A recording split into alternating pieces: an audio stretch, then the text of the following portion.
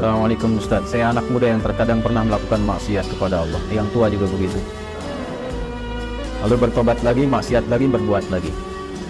Bagaimana caranya Ustaz agar tobat yang ana lakukan menjadi tobatan yang nasuha? Mohon bimbingannya. Quran surah keempat ayat 17. Bismillahirrahmanirrahim. Innamat taubatu 'ala Allahi lilladzina ya'maluna as-su'a bijahalatin thumma yatubuna min qarib.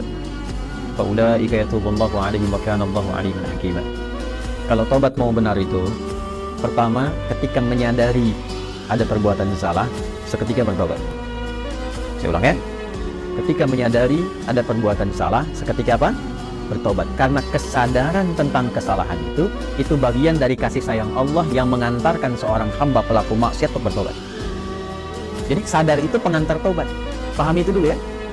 Pahami. Dan biasanya saking sayangnya Allah, orang yang pertama kali melakukan salah itu langsung diberikan getaran pada jiwanya untuk merasakan kesalahan itu dan menilai bahwa itu salah. Nah, itu pengantar tobat. Kalau sedang ada itu cepat ambil, karena tandanya Allah masih sayang. Yang bahaya itu kalau melakukan salah nggak ada tanda itu bahaya.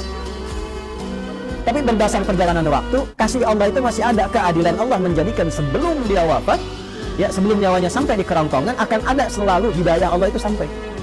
Itu pertanda kedua. Di pertama dalam diri kita, kedua dari luar. Tiba-tiba dengar ceramah misalnya tentang taubat, kok bisa Anda dengar itu? Nah, itu pertanda kedua. Kalau mendengar yang demikian, cepat ambil. Ya, itu rumusnya Quran surah 29 ayat ke-68. Walladzina jahadu fina lanahdiyannahum subulana. Orang yang cepat mengambil petunjuk dari kami, cepat dia ambil, kami bimbing dia menuju jalan-jalan kebaikan kami. Gitu ya. Demi Allah saya katakan, sepanjang berbuat salah apapun, itu selalu ada getaran yang menyimpulkan itu salah. Ya, bahkan ada pencegahan dulu. Keluar dari sini pulang, nanti coba aja deh, pakai sendal orang lain. Tapi jangan diteruskan, coba aja.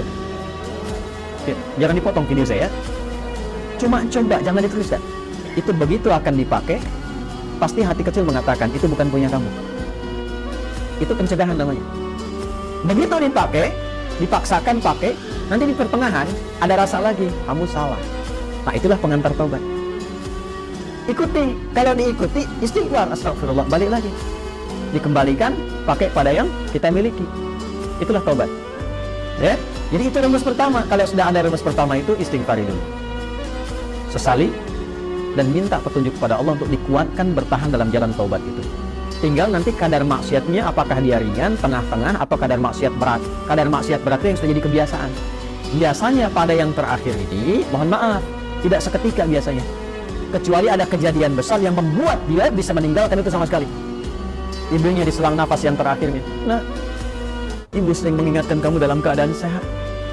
Sekarang menjelang kematian pun yang ibu rasakan, ibu ingatkan lagi. Apakah dalam keadaan ibu yang sudah sekarat ini mengingatkan kamu belum mau tobat juga? Maka dengan keadaan apa lagi mesti ibu ingatkan engkau? Bisa. Atau ibunya sudah meninggal, mengeluarkan wasiat, tulisan. Ya, diantaranya menasihati anaknya yang tidak pernah mau dengar untuk mendengar. Biasanya itu lebih kuat. Makanya disebut wasiat, pesan yang kuat, yang terasa lebih kuat dibandingkan dengan saat masih dalam keadaan sehat. Karena itu disebut dengan apa? Wasiat. Saya teruskan.